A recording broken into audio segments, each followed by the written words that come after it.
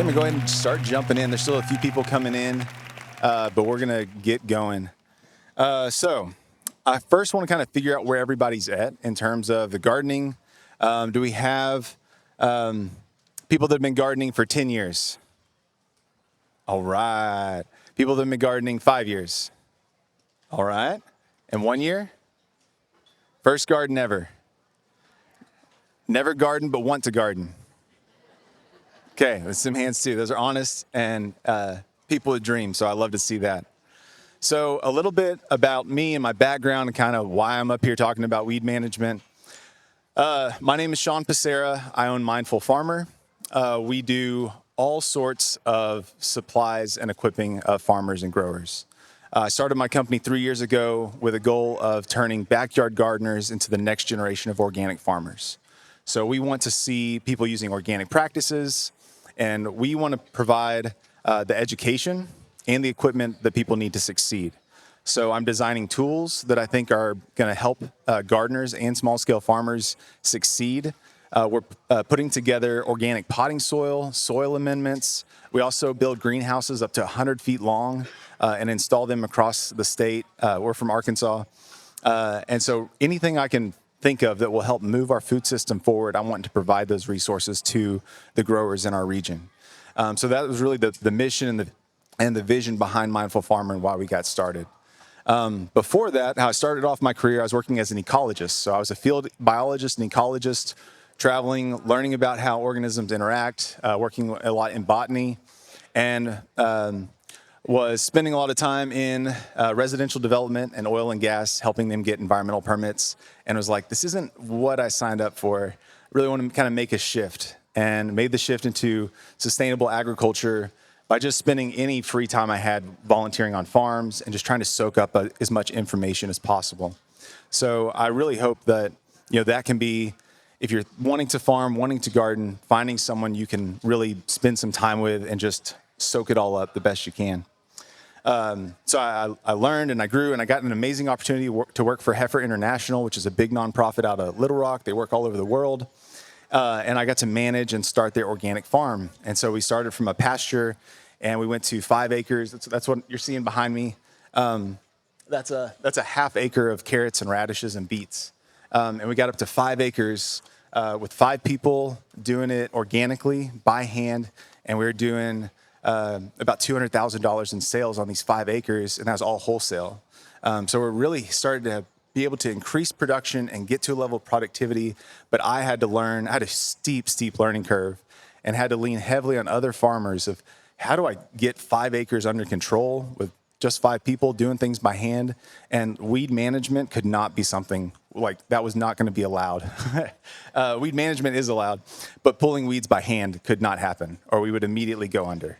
And so I really had to learn a lot of techniques to figure out how do I stay on top of weeds that are going to outcompete with my crops and help us really have the most profitable and the most enjoyable garden. So fast forward, I'm starting Mindful Farmer. Now I'm back to just my home garden. We've got 2,000 square feet. We're taking on a farm lease because I don't have enough going on in my life. I decided to lease an acre of market garden space. And we are getting that up and running. But in the meantime, we got the backyard garden. And what I'm doing is I'm just taking the principles I learned on a 5 acre organic vegetable farm and applying those to the backyard garden. And our garden has never gone easier. Maybe 5, maybe 10 minutes a day. I've yet to hand pull a weed in our whole garden. It's taken a few years to get this garden to that space, so there are no shortcuts in this, right? I'd say most of us that are here at this conference are here because we value the good, hard way of doing things and not the shortcut that tends to cut corners and negatively impact our health and in the environment. So while I was working with New South, I got the chance to see 30 different farmers as a farm consultant, doing it 30 different ways. And I'm going to share with you guys the things I've learned that have really been impactful to me in the market garden that I managed and the home farm. So what I really hope, especially for the home growers, the people that were just starting off, is that you can kind of start to have a vision for your home garden that is mostly harvest. You want to spend about 90% of your time harvesting edible food and not preparing ground or weeding or dealing with pests. And if you do that, that's going to be, one, a better use of your time, especially if you're doing it, it's just your hobby or you're doing it part-time. But it's also going to make it a really enjoyable space for the whole family. If I can say, hey, it's time to do chores, and that just means picking food, like the kids are going to be a lot more excited about that than like, hey, it's mid-July, it's time to pull Bermuda grass. It's going to be a lot more difficult to get the kids excited about that and get them outside. We're able to accomplish this, like I said, organically. The techniques I'm going to talk about don't involve spraying. There are some organic herbicides you can spray. There's one that is basically the oils from orange peels. It's a caustic substance that will burn through the cuticle of grass, and it'll basically dehydrate to death. Vinegar is another one. You can get a 45% vinegar solution and kill a lot of weeds with that. That definitely has its place, but I'm going to really focus in on the no spray methods of weed management. So I've kind of broken these down into three main pillars of weed control. So I call it the 3 C's of weed control, and that's building a blank slate or creating a blank slate. I know that's actually a sentence and not a word, but creating a blank slate, cultivation, and cover. And I'm going to line out kind of different techniques in each of these pillars, and I hope it'll create a whole picture that'll make this make a lot of sense. So the biggest thing that I encourage new gardeners and new market gardeners is to create a blank slate. And what that means is that you're getting all the grasses and all the perennial weeds out of the garden before you even get started. So whenever I talk to folks and they're really interested in getting a spring garden going, I say, that is fantastic. It's April, you're just now thinking about gardening, maybe plan on a fall garden and spend April, May, June, July killing that grass, getting the perennial weeds out, and then you have all those things out of your life and out of your worry, and then your next garden is going to go so much easier. And then you stay on top of these weed control management, and the next year is even easier, and the next year is even easier. Like I was saying, we've been in this garden space in our backyard for about 5 years now, and I haven't had to hand pull any weeds. I'm still using a cultivator. I can hook some weeds occasionally if I need to spot treat, but I'm not having to go through and on hands and knees and pull weeds. And that's really what I'm hoping to communicate in this, of how you can avoid that headache and stress. But some of the techniques that we're using to create that blank slate is we will do a process called stale seed bedding. You can do this in a no-till process. You can use a tiller. And I know I'm a big proponent of no-till, but it has its place if you're getting established and you're just having to break ground, maybe get a neighbor's tractor, till, and then subsoil it to correct the tillage. Tillage can tend to overwork soil. It can tend to create a hard pan. And so a no-till approach can help actually create deeper topsoil. So that stale seed bedding technique is a process of which you are basically allowing weeds to germinate and then killing them, allowing them to germinate, and then killing them. And this process, what it does is it empties what is called your seed bank. So in the soil profile, you have all these native seeds, things that have been there even probably before you built your house. Some of these seeds can live in the soil for even decades. And then whenever you till, you bring those new seeds up to the surface. And so who's ever tilled their garden and then 7 days later the whole thing is like lush green, right? And if you planted right after you tilled, now you've got to figure out how to get all these weeds out, and you already have your plants there. But if you till, you let all those weeds flush up, and then you tilled again, or some other method of killing all those weeds, and you do that 2 more times, then whenever you plant your plants, they have nothing to compete with, because all those weeds at the soil surface have been killed. So that's called a stale seed bedding technique. You're just letting all those weeds germinate, getting rid of them. One of the ways that we do that on the organic farm, and like I said, we're doing this acreage by hand.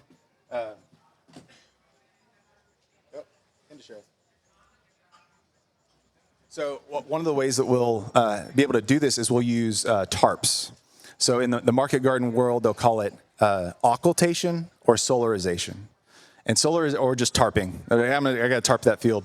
And what they mean is they're covering it up to block out the sun or to intensify the sun to basically cook and kill all those weeds.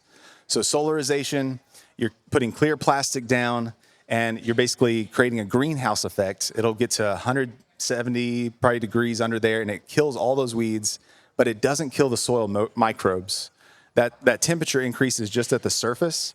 At nighttime, it cools down, and all the worms come up and eat those plants and take it back into the soil. So a lot of people will see the clear plastic, and they'll be like, "You're killing all your worms," but I'm actually like, they're feasting on the weeds that are dying under that plastic. So we've taken soil temperature to make sure that wasn't the case. We weren't killing soil microbes with the tarping. Occultation is where you'd use like a black or white piece of plastic, and you're basically blocking out the sun. Some perennial weeds can handle the solarization. Nutsedge, for whatever reason, is a really terrible weed that we have. One, it can sometimes, there's enough stored energy in the nut of the sedge that it can, it can still live through several solarizations, which is crazy. And then the tip of it is so sharp, it can push up through the plastic. It'll cut through that 6 mil plastic and just grow on top of it. And it's a pain. And so that's a tough one where we do have to figure out some kind of back and forth to try and stress the plant out until all those resources are done. So that's how we can do a large area. And if you are thinking about doing the solarization method, not all plastic is the same. So if you go to Lowe's and get the Visqueen, the drop cloth, that's not UV treated, and it won't hold up to the sun, and it'll break down, and then you're releasing microplastics onto your soil. So you need a UV treated plastic. Those can be hard to come by if you're just needing a little bit for your garden. But if you talk to some local farmers that have some high tunnels and say, "Hey, can I get some old plastic from you?" Most farmers kind of accumulate it, and we're like, "Man, I wish I knew what to do with this. I don't want to throw it in the trash." There's probably someone near you that has some old greenhouse plastic that you could get a 20 by 20 section. In our backyard garden, I have 3 blocks that are each, how big are they? They're 12 by 20 feet, and I've got 3 blocks. I kind of do a crop rotation in those 3 blocks. So I have one piece of clear plastic that's basically 14 by 22. And so I can use that as part of my crop rotation and just put that one little piece to solarize beds as I need. Another option is flame weeding. There's lots of different things you can do with this. One example, and what we did before we planted all these seeds, so our carrots, for example, carrots can be a really hard one to weed in row because those seeds are so close together. And so we'll prepare the soil, we'll seed the carrots, and then I'll throw a handful of radish seeds on top of the field. And when the radish seeds germinate, I know the carrot seeds still need 3 or 4 days to germinate, and I'll take a propane torch, and I'll torch the whole field. And I've killed every single little weed that was about to germinate or was currently germinating, but it was too small to see. And then the carrots emerge 2 days later and then don't have any competition. So we were able to get these big half-acre blocks of roots without a single weed in the whole block because we were doing some of these techniques. So the flame weeding really helps in the home garden. Even just something like this. This is just one of those little things you hold to a propane torch. You can walk through the garden and do that if you don't have one, the big old flamethrower. But talk to a redneck around you. I'm sure you can find someone who would be excited to flame weed your whole garden. An important thing about that is you're not trying to burn the plants to the ground. If you do that, it's just like cauterizing a wound and the plant recovers. What you're trying to do is wilt it almost like spinach. So you start getting a shiny look to the plant and it's wilted, and then it basically just loses all of its water. It can't hold any water and it dies. If you blacken the plant, it'll just give up those leaves and it'll start growing new leaves. So that's where I see a lot of people I flame weeded that whole field. I burned it to the ground. And then the grass loves it because grass, evolved in these prairie landscapes that have grass fires. So it kind of loves it and benefits from it. So we're trying to wilt it, not burn it. Another example I've used with the flame weeding is in my garlic. So garlic can actually handle the torch, the flame weeder. And so once my garlic gets too big to get any sort of tool in there, I'll just basically walk through the rows with the torch, and I'm basically hitting the torch in between the rows of garlic. Corn works the same way. You can actually flame weed corn. The stalks are tough enough to where the corn is unaffected, but it kills all the weeds around it. So that's another kind of little example that we've learned in the market garden world that has worked really good in the home garden world. I talked a little bit about herbicides. I said I wasn't going to dig too much into that. There are examples you can spray. If you want to manage fence lines, those two products, the orange peel product, I can't remember the name of it, and like the 45% vinegar, they can knock down grasses, but they typically don't kill grasses. They'll kill broadleaf type weeds. So we do use that some like around fence lines just to keep from spraying Roundup anywhere near the organic garden or farm. Another way to create a blank slate, and I think would appeal to the homesteading crowd, is to use animals, right? An ecosystem is a combination of animals and plants. And so you can create that in the garden, this little man-made ecosystem. And so one of the ways that we kind of got our home garden ready was we took a premier poultry fence, put around the whole area. We filled it up with 2 feet of leaves that we just got from the neighbors around town, just driving around and grabbing bags of leaves, and then put our chickens in it for 6 months. The chickens scratch, they decompose the leaves, they turn it into a fine mulch, and every weed that emerges, they grab and they pull out. And so they were building soil, they were doing our weed management, and they were like flattening and smoothing the ground all in one go. We had to sacrifice 6 months of that garden space to get it right, but we created that blank slate to where now we're reaping the benefits of that. So there's such a benefit to taking the long way around if you're working with ecology and with time to actually create a much easier system. And so another way you could do that is with pigs. I know a farmer, he'll put like a bunch of bales of hay, maybe like too high or something, and stake them in, and he'll do like an acre at a time and then turn the pigs loose. And the pigs just till the whole field.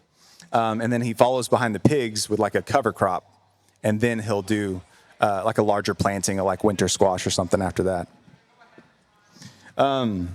So we talked about creating that blank slate. So getting all those weeds out of there, getting all of the perennial grasses, being able to do the stale seed bed, the tarping, the flame weeding, herbicide, possibly, and then the animals. You can also use a deep mulch, which is kind of the example I was using with the leaves. You can also just smother plants to death. So you could use wood chips. Most of these guys trimming trees are looking for places to dump wood chips. You can get on a website called Chip Drop, and they'll come drop off chips at your house. They usually recommend you like tip the guys like $20 or something. I've never gotten called from Chip Drop. I've just called the companies and be like, hey, I'm in, middle of Conway. Do you have any wood chips? Come drop them off at my driveway. And then I'll get 1 or 2 loads of wood chips, and it's duck bedding, it's the mulch in our walk paths, it's our landscaping, it's the playground for the kids. Like we kind of spread it all over the place. Yeah. Yeah, but pine will not significantly affect your soil pH once it dries out. And so that is okay, but pine really also doesn't have a lot of nutrition in it versus hardwood. And the best thing you can get is like hardwood, they call it ramial chips. It's basically the leafy branches of the hardwood tree. That's money right there. That's got, yeah.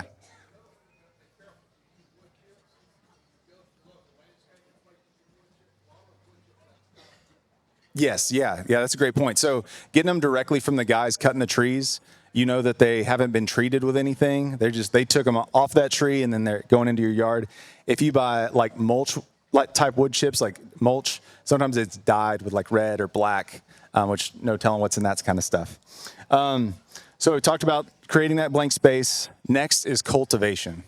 So being able to cultivate, and this is kind of a new term for me that I had to learn as I got into the organic world, because so much of the resources that are out there for farmers, and especially being in Arkansas, most of what we farm is rice, corn, soy, is just around like using sprays. You control weeds, you spray something. You control pests, you spray something. And so, but how we did that before World War II, when we industrialized farming, was all mechanically. So mechanical cultivation is kind of the means by which organic farmers control weeds. And so you can do that at a really big scale. And so I want to kind of contextualize that for the backyard gardener. But cultivation just refers to lightly working the soil to kill emerging weeds, weeds that would compete and rob your plants of resources. So some of the ways that we can do that, there's hand tools. There's a variety of hand tools, and I'm going to kind of get into that. and how they can kind of work together to create a really good system. So the first one I'm going to show you is actually one I've invented. I was hoping to have them here for sale, and I'm still working on some things with the manufacturer, but I'm really excited about. So you're like the first people I've ever shown this to. But it works really similar to another, like most hose, in that you can chop with it. You can use it as like a scuffle hoe, but it also works like a crowbar, and it has teeth on there to where you can grab larger weeds and then pull them up out of the surface. I'm using it to do about everything at this point around the farm. Because it only has an arm on one side, I can get underneath drip tape. So I can actually cultivate under drip tape and underneath stuff without disturbing it. And our shorter version, I can even use that to hammer in landscape staples. Like I'm really going to challenge people to figure out how many different things they can do with this tool. So I'm really excited about this. Thanks. I appreciate that. Having a full-time job and then inventing tools and getting them manufactured has proven pretty challenging, but it's been good. I love doing it. And the goal is to have basically one tool that does everything, because I want to make everyone's lives simpler, because that makes gardening easier. But the way that this would work is pretty similar to a lot of other hoes. They can kind of be broken down into two categories. And this is going to be hard to do because I've got this mic, but I'm going to try and demonstrate stuff too. You tend to have hoes that are thumbs up and thumbs down. So a thumbs up type hoe or tool or cultivator, you're doing kind of a sweeping motion. So that's usually for like your smaller weeds. That's usually in the bed between the lettuces. It's a more delicate touch. You're just stirring that top literally quarter acre of soil. Quarter inch of soil. Whew, could you imagine? Quarter inch of soil, and that's just where those emerging weeds are. And so that's one technique, is the hands up kind of tool. If those weeds get a little bit bigger, then you need a thumbs down tool. And that's your chopping, your pushing, your pulling tool. That's usually like the stirrup hoe or a traditional hoe where you're actually chopping those big weeds. That's a lot of work. If you can, you want to try and do most of your weeding from a thumbs up position, but that means keeping those weeds small.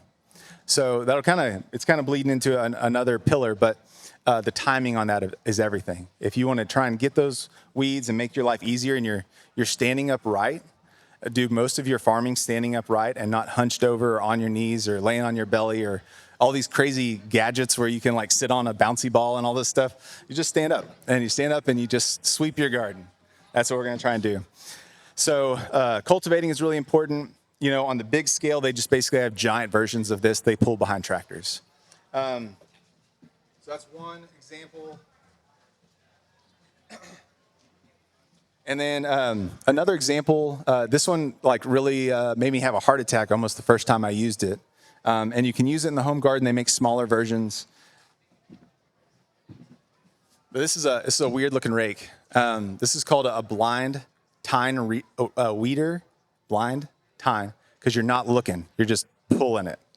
And so what I'll do, like with my carrots, is I'll seed those. Those carrots have a long taproot.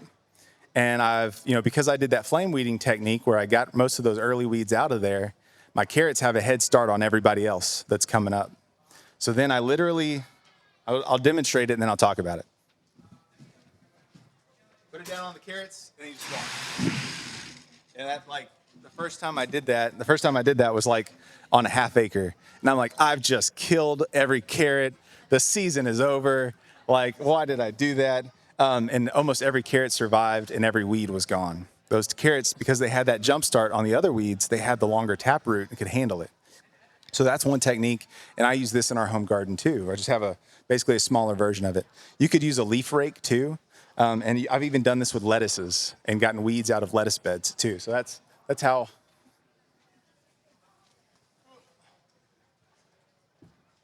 There we go.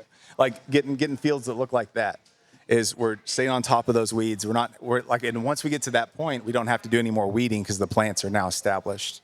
So that's another thing of cultivation. So you're looking at what they call that thread stage. And what I was telling, is at the farm that I was managing, I had apprentices that were training on becoming farmers. And I would say we wanted to weed before we could see. We wanted to weed, cultivate before we could see. What we're looking for is the best time to hit those weeds is when they just have that single thread type root. And a lot of times it's before you can see them. You'd have to get on your hands and knees to see those little weeds. If you wait till they're larger, they're that much harder to cultivate, to actually cut out of the ground, or they could recover. Like if you've ever cut like crabgrass and you've hit it with a stirrup hoe and you've cut it out, and then what does it do? If you didn't like turn it over, it just roots back to the soil again. We're sitting right on top. So getting them super young is really important. So what we do is we develop this round of cultivation, a rhythm. And one of the things I tried to do to kind of keep my people straight and myself straight with managing a farm at that size was having like regular rhythms. So we would do weeding Wednesdays. Every Wednesday we cultivate the areas that need to be cultivated. We did Fry Fridays. That's when we spray any sort of organic pesticide that needs to be sprayed. Harvest Tuesdays, Harvest Thursdays, which doesn't really roll off the tongue, but that was what our rhythm was. And so having that kind of like regular rhythm will really help. And so after things that we direct seed start to come up, we'll start that rhythm and we'll cultivate or we'll disturb that top 1/4 inch of soil all around those plants in between the rows every single week for the first 4 weeks. And then at that point, the plants are well established. They'll get a jump on the weeds. That canopy will close and it'll kill all the competing weeds. So having that sort of rhythm built into it was really, really important.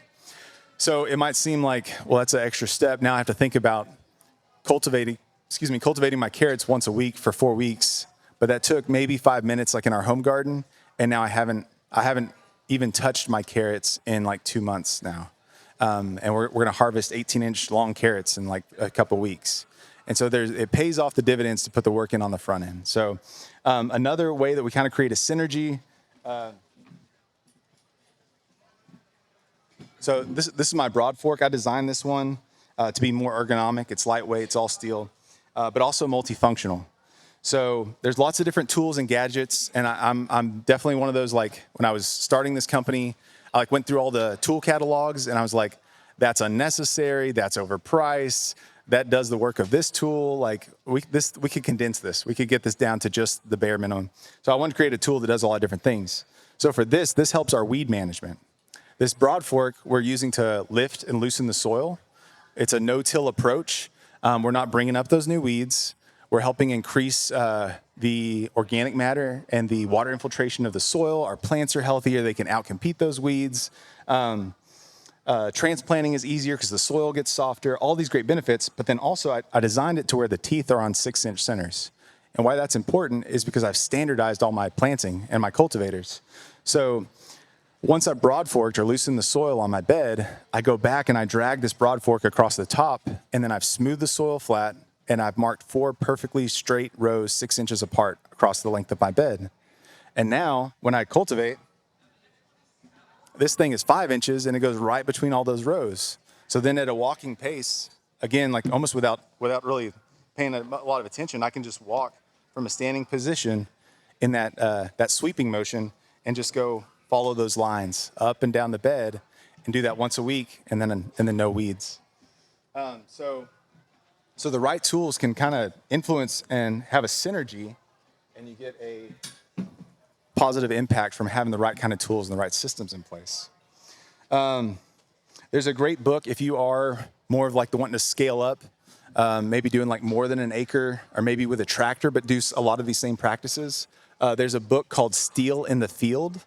And that's a great kind of resource for organic farmers. And it's kind of that lost knowledge. I mean, that's why we're at places like this, is to regain knowledge that has been lost and not kind of passed down generation to generation. So it's an older book, but it's got great stuff that now somehow seems cutting edge, but it's what our grandparents were doing. We're just kind of putting new types of tools or stuff. So we talked about creating the blank slate. We talked about the cultivation and how you're disturbing that soil to help keep those weeds at bay and help get your plants established and outcompete them. The next thing is cover. So the next 3 of controlling weeds, cover. Cover crop is a really good example. You can use cover crops to smother out other weeds. And a cover crop is basically something you're growing not for harvest, but for some other purpose. You could graze a cover crop so animals could eat it. You could use it to fix nitrogen, which is like what we do. We use a seed called a plant called hairy vetch, and it's a legume. It puts nitrogen into the soil more than it uses, and is basically a fertilizer for the next crop. Sudan grass is another good one that just gets huge, like 9 feet tall, and smothers out and out competes any other weeds and can be used for weed control and also adds a lot of biomass to the soil. It's almost the equivalent of like dumping like several 18-wheeler loads of compost. There's just so much mass that this plant produces. So cover crops are really important, and they fit into this weed management task really well. So a quick example of that is in my garden right now, I have one spot that it's been a year since I broad forked. I haven't disturbed the soil at all, and I haven't had to hand pull any weeds. And the way I accomplished that was I started off with our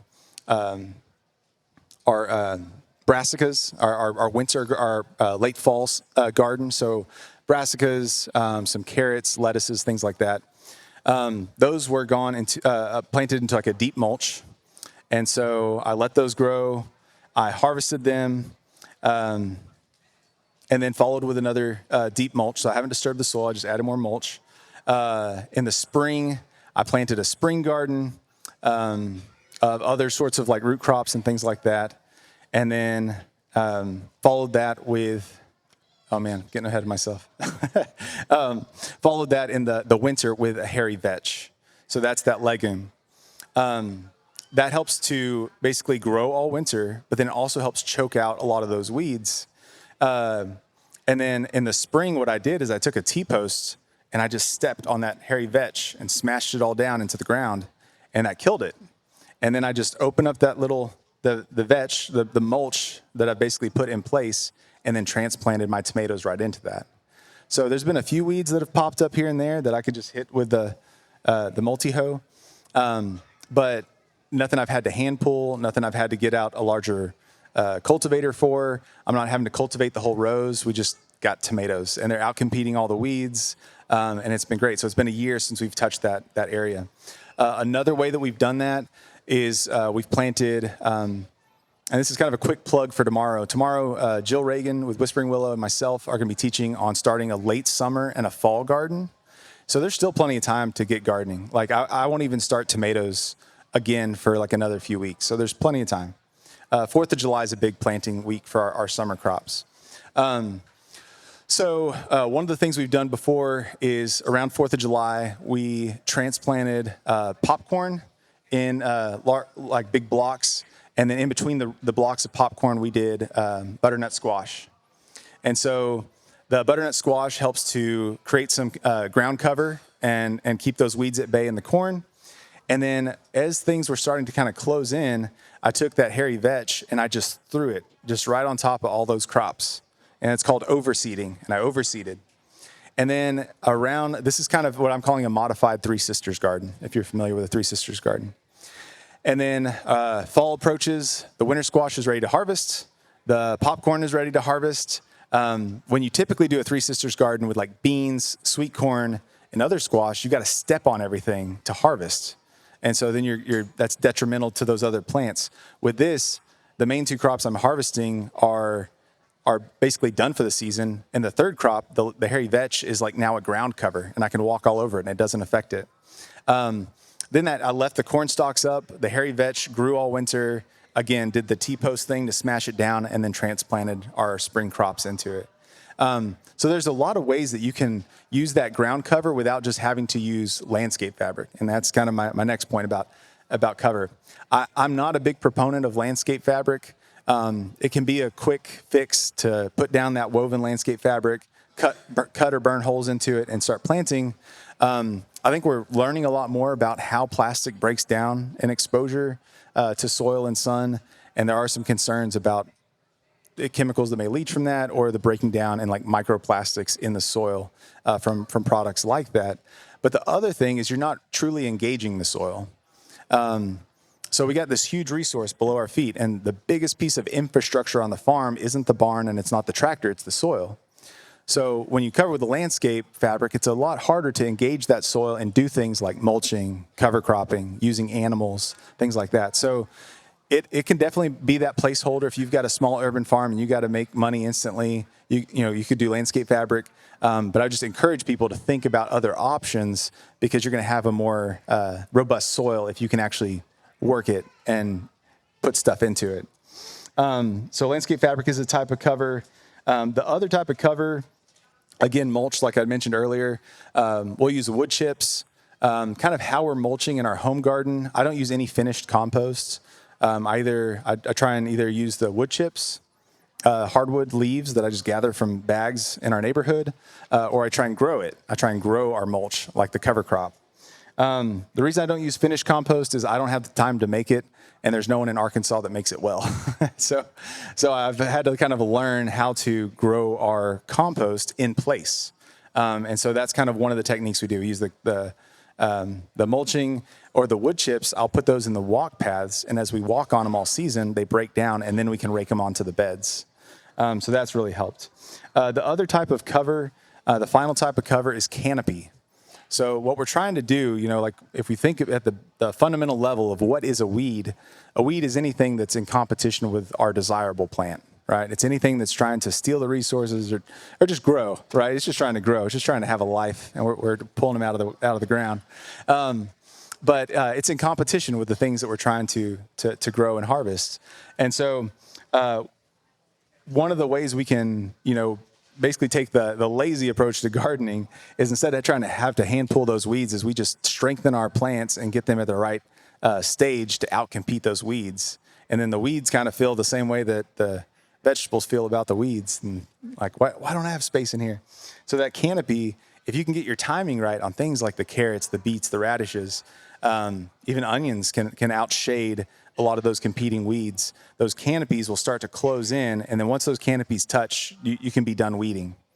So canopy is another important point, but also kind of just another, note on that is, sometimes even in that canopy that closes, you may still have a weed here or there pop up. Be diligent of if they're going to seed or not. If they're not going to seed and they're still just growing, but you're going to be harvesting soon, don't worry about it. We've got some garlic that now, at this point, there's a few weeds here and there, but nothing's going to seed. And so I'm just going to let it go. And then whenever we pull up the garlic, we're pulling up all those weeds. So try and save yourself that step. If you can wait and not have to weed it until you harvest it, then you can have an advantage there. So to kind of summarize, we want to have those good systems in place. We want to start from a blank slate, create that blank slate. We want to cultivate regularly and with the right tools. We want to create good cover for the soil. So that either means cover cropping, mulching, or leveraging the actual canopy of the plants to shade out those weeds. And the most important thing, like what all of this hinges on, like that long pause, the most important thing is just having healthy plants. A healthy plant can outcompete a weed. It can is more likely or will resist pests and disease, and you do that by healthy soil. So I really encourage everybody, get that soil test done every season. If you can't, even twice a season, if you are in a climate that allow you to plant twice a season, and that's really going to help form a better idea of what that soil needs. And if you get all those nutrients balanced, those plants are going to thrive, and when they thrive, they're going to outcompete the weeds and the pests and the disease. So I really encourage you with that. You guys have any questions?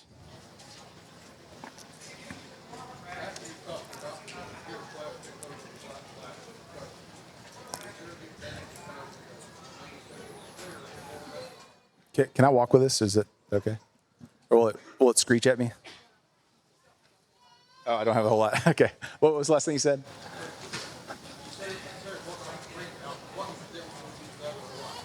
Yeah, so like the white plastic or the black plastic?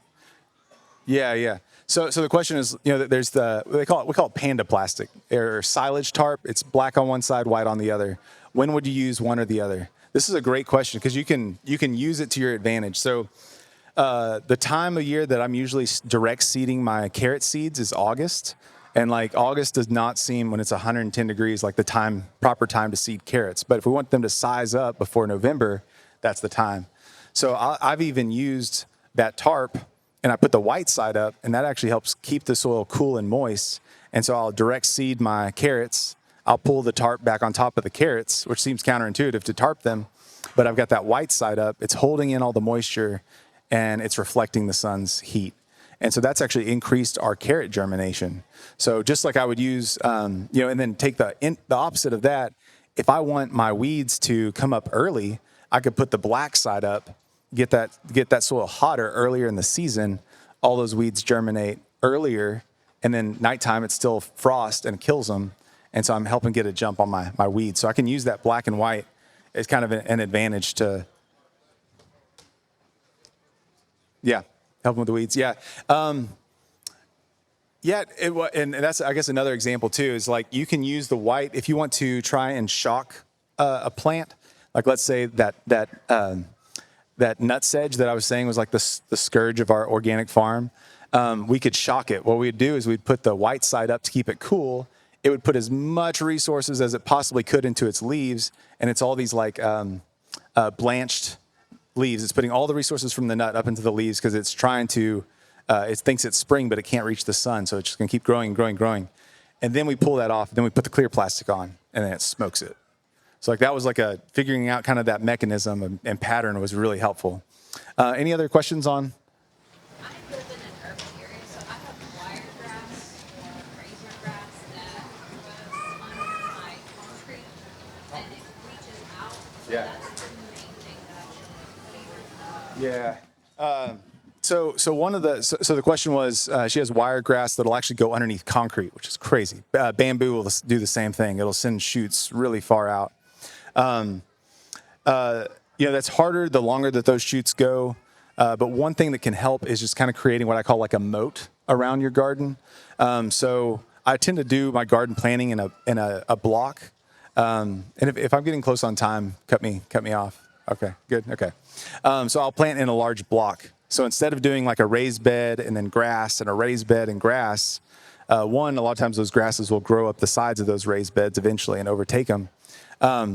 But I just try and keep all the grass out of the whole block, and then all I have to do is just maintain that single edge, and that's really helped. So like we have Bermuda grass that'll encroach like that really quickly, and so I just try and like part of that Wednesday weeding, rhythm is I'll just take my cultivating tool and then just hit that perimeter. And that tends to help, and just eventually exhausting it. If you need more of that gap, then you could do something like the landscape fabric to kind of extend the reach that plant has to go. So some people do like no landscape fabric in the garden, but they'll do maybe a border, like a 4 or 8 foot border, and that'll help kind of create it too much of a gap for it to span. But I'm not familiar with that one as much. Yes, yeah. Uh-huh. Yeah, that's a great point. So what she says that the grass was just growing across the fabric, and that's what I've observed too. And one of the reasons we took it out of the farming system we were doing and out of the home garden is a lot of times a lot of folks in our field value the organic approach and not using a lot of plastic, but then we're using landscape fabric, and now the grass is growing on top of it. The roots go through the fabric into the ground. Now it's useless, so now I got to rip it up. I can't reuse it, so I throw it away. So now we're just contributing to the same plastic problem that everyone else is dealing with. So yeah, that's the landscape fabric can be problematic like that. In the past, when I've had Bermuda do that, like where it will grow across the fabric, is I just flip it every season. So like it'll maybe start to encroach, and then I'll just flip it over every spring or every fall, and that kind of tends to keep it at bay. But then that's another chore of having to remember, like, oh, I got to remember to flip the landscape fabric around the border. But if you have a problematic grass like that, that might have to be what happens. Yeah. What's that? Cardboard. Yeah. Cardboard is another option. I talked to the guys that like make the cardboard for us for like our broad forks. We ship these things nationwide. I asked them about what's in cardboard, because I see people on Instagram be like, you don't use cardboard because there's formaldehyde in it. And that might have been the case at one time. Now their binders are like plant-based binders. It's starches because that's cheaper and it's readily available, and then it decomposes really quickly. So they do have requirements for like what they actually put in cardboard.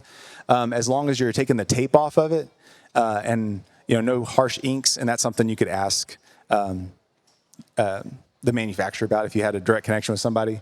But cardboard can be an option to where you can just put that down and put mulch on top of it. The contractor paper also works really well. It comes in a large, 100-foot roll. And so you can roll that, around your moat, around your garden, and then throw mulch on top of it. And those work pretty well as well. What was that? Kudzu? Oh, man. Luckily, we don't have kudzu to contend with in Arkansas. Fingers crossed that it doesn't come this way. I don't know, goats. I really don't know. I haven't got goats or napalm. I'm not really sure about kudzu. Yeah, luckily we haven't had too many things like that have just been overtaken. When you talk about like Wednesday weeding and Friday your spraying, when you have your seeds in the ground, you're doing your daily chores, stay ahead of it, and then you have 14 days straight of rain. How do you control that? Yeah. Yeah, that's so good. That can be a problem. Like this, that has been one of my issues this season at the farm we're leasing. There's literally like rushes and like sedges and like wetland plants. Like I'm surprised there's not ducks living in the high tunnel. It just hasn't stopped raining, and it's kind of in this little bowl. So, one, we have to address the drainage issue, and that'll kind of help with having better soil, and then maybe some like we're gonna put in a French drain to get some of that extra moisture out of there. So that will help it dry out faster, which means we can cultivate faster. But sometimes you can't get in there, and that has been one of the reasons why conventional ag has gone to the sprays, because it is the easier solution and it's not as dependent on the weather. So you just kind of have to be creative with it. It might be times where like you just have to, okay, well, I just can't plant that field. I got to plant somewhere else. That kind of changes up my crop rotation, but I'll just have to adjust. Or I may just forego that planting. That could be an option. But the other thing too is like these systems and approaches all build on themselves. So every year that weed pressure is going down, it's getting easier. So let's say there's a season where it's now too wet to weed and get out there. If you've had a couple years before it, that's been really good years where you've been on top of it, your pressure probably isn't going to be as bad as if it would if you didn't have those good practices in place. So there are just sometimes there's just a problematic year, but the good practices in place are really important. Also, like to the topic of rain, what we would try and do if we were going to cultivate is we'd do it usually like the day after a rain. That seemed like a really great time when the soil was soft. Or what we'd actually do is turn on like the irrigation and the overhead sprinklers, soften the soil, and then the next day or 2 days after, then we'd cultivate. That helps the blade cut through the soil a lot easier. If you've got that hard like red clay or silty clay, and it's just like making this like grinding nails on a chalkboard sound, like that soil needs to be a little bit more moist for that blade to cut through a lot better. So that'll help. And then also if you are like have really wet, saturated soil, it may be like the larger weeds you just have to like, hook into a bucket or get them out of there, or otherwise you're just going to reestablish or flip them over too. Any other questions? Yes. Oh. I'm gonna walk to you.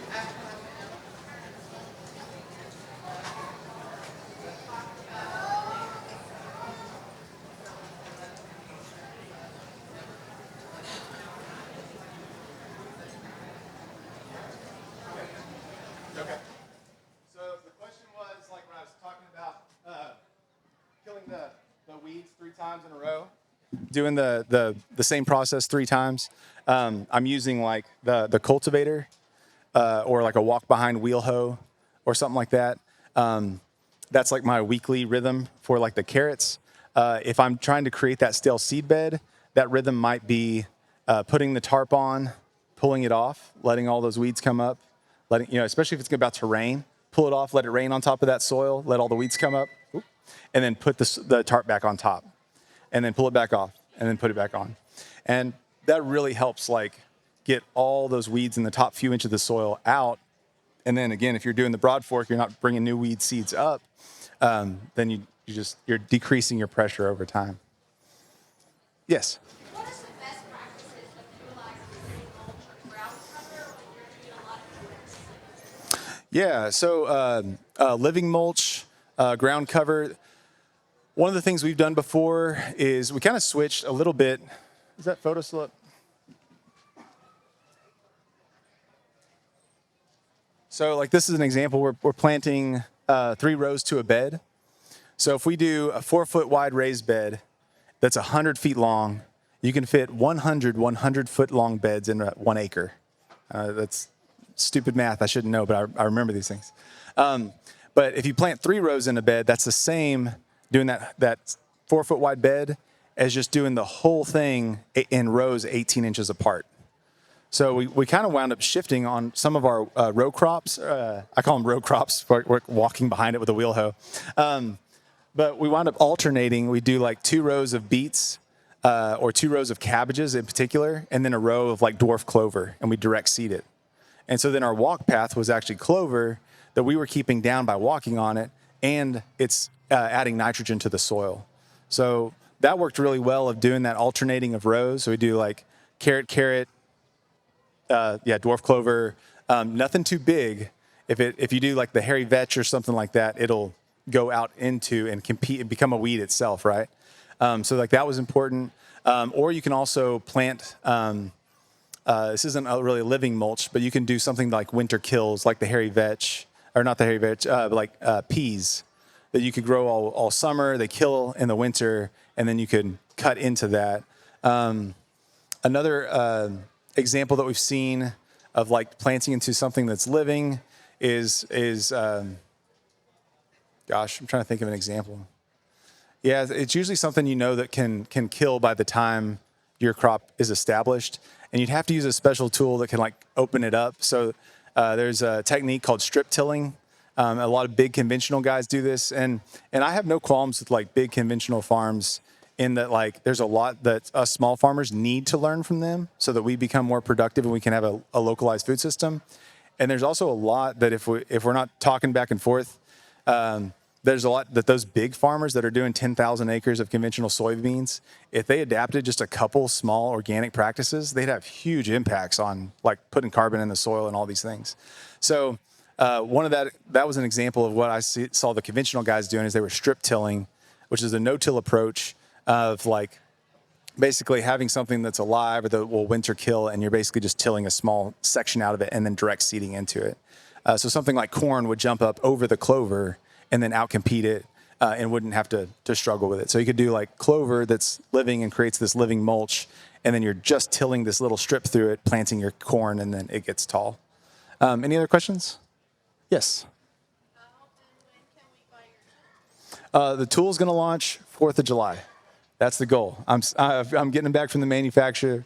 We're sending them out to a bunch of people, and everyone's going to talk about it like on the same date. That's the goal. That's the goal. So thanks for asking. Yes.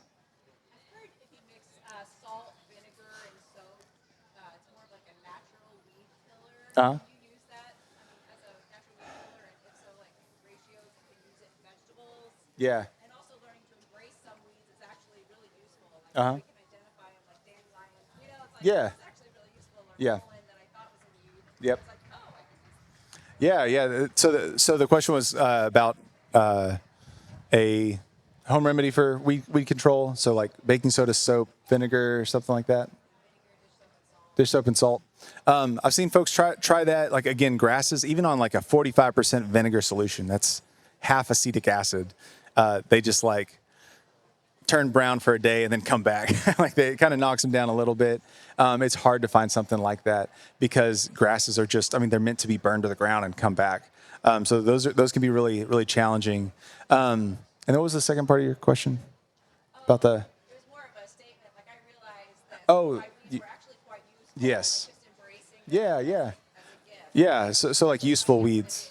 Yeah, there's a lot of useful like native plants that we call weeds. Dandelion was actually brought over as a food crop from Europe. So it's a endemic weed now, but it was actually brought over as food. So it's not native to North America. There are a lot of native plants that do really well and may pop up in the garden. And if you can find the medicinal use, which would probably be a question for some of the guys that spoke earlier, you can just pull those out and utilize them. A weed that we see pop up a lot in roadsides is elderberry. But then, like we grow elderberry. My wife actually makes elderberry syrup. that we sell wholesale. But that's like a weed, right? It grows in fence lines, it grows in ditches, but you can actually cultivate it, and it can be really useful. So if you see it pop up on your property, you can let it keep going, or intentionally cultivate it. Yes.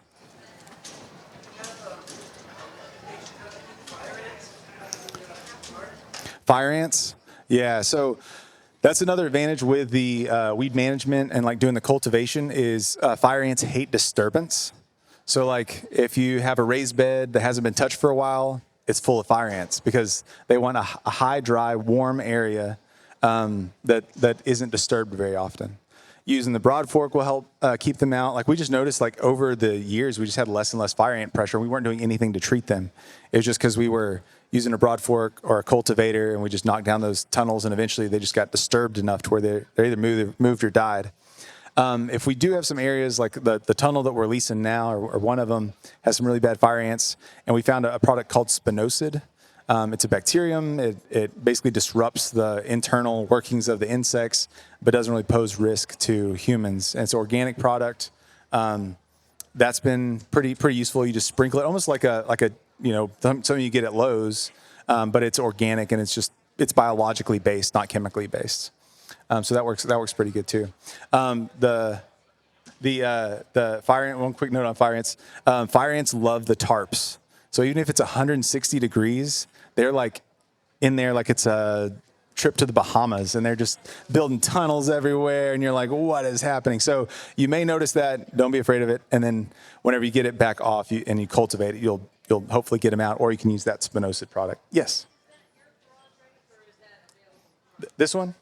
Yeah, this is my broad fork. We're actually doing a special pricing here at the conference. It's $25 off plus no shipping, and we're right over there, right on the end of the corner. If you want to see me after, we can talk about it. Yep. And we even have a bigger size too that goes about 1.5 feet into the ground.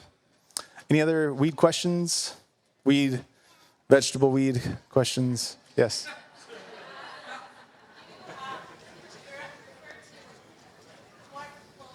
Yes.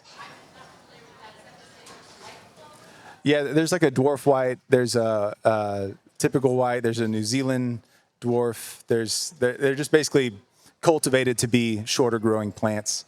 And there's lots of different options. And then it really depends on what you want to thrive when. Like the sweet clover and red clover is going to grow more through the winter. The white clover is going to grow more through the summertime. Like that's what's like in the soccer fields, when all the kids are playing soccer and there's all the white. Yeah, and in the lawn, probably around here. And then red clover gets a bit taller. They use it a lot on like roadside management, and it'll grow through the winter and then die in the summer. 2 minutes? Okay. I'm going to take a couple more questions, and then I'll be back there at the booth for a little bit today, and then I'll be here all day tomorrow. And again, we got that class right back here tomorrow morning, I think at 9, of growing the summer garden and fall garden, getting ready for those. Yes. Yeah. Did you have a question? Sorry, did you have a question? I just like pointed to somebody and was like, you, say something.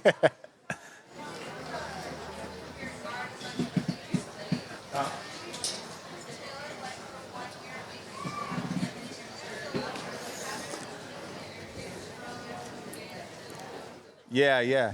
So for our home garden, we never tilled it to get the clean slate. We did the deep mulch with the chickens, and that was what gave us the clean slate to start working from. Yep. Yeah, we never took a tiller into it.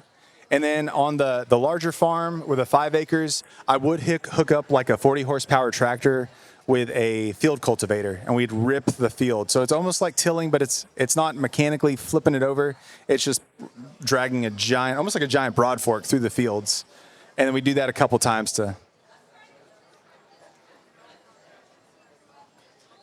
Yeah. And you can till if you need to get that starting point, and then just know that it may be impacting the soil, and you may need to use something like a broad fork to help loosen the impact from the tiller. Yeah. All right, hey y'all, thank y'all so much for being here, learning about organic gardening and weed control.